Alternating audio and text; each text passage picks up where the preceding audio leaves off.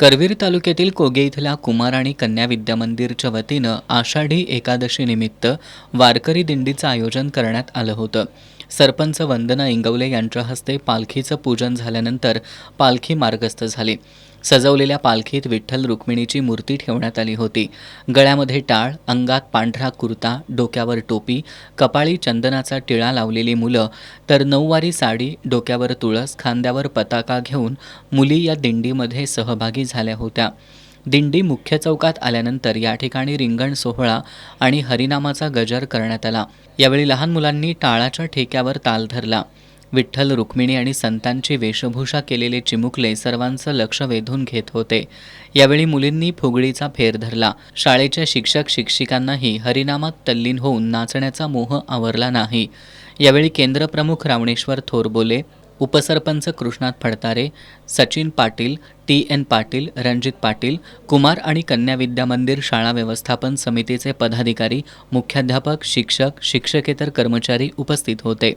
DY Patil प्रतिष्ठान संचलित master Dinanath विद्या मंदिर शाळेच्या वतीनंही वारकरी दिंडी काढण्यात आली.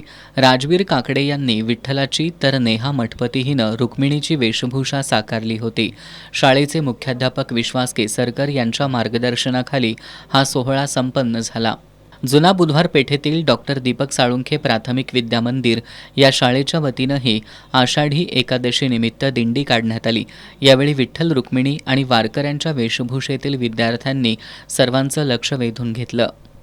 कसबा बावडा इथल्या स्वर्गीय यशवंतराव भाऊराव पाटील विद्यालयात आषाढी एकादशी निमित्त विविध कार्यक्रमांचं आयोजन करण्यात आलं होतं. यामध्ये 5वी ते 10वी पर्यंतच्या विद्यार्थ्यांसाठी अभंग स्पर्धा आणि संतांची माहिती या विषयावर स्पर्धा घेण्यात आल्या. या स्पर्धेला विद्यार्थ्यांचा उत्स्फूर्त प्रतिसाद लाभला. यावेळी शाळेच्या मुख्याध्यापिका गौतमी पाटील यांच्यासह शिक्षक उपस्थित होते. करवीर तालुक्यातील सडोली दुमाला इथल्या प्राथमिक शाळेतील चिमुकल्यांनीही वारकऱ्यांची अनोखी प्रबोधन दिंडी काढली. वारकरी वेशभूषा आणि विठू नामाचा जयघोष करत चिमुकली या दिंडीत सहभागी झाली होती. संपूर्ण गावातून वृक्षारोपण, व्यसनमुक्तीबाबत प्रबोधनपर फलक घेऊन ही दिंडी काढण्यात आली. ठिकठिकाणी या दिंडीचं स्वागतही करण्यात आलं.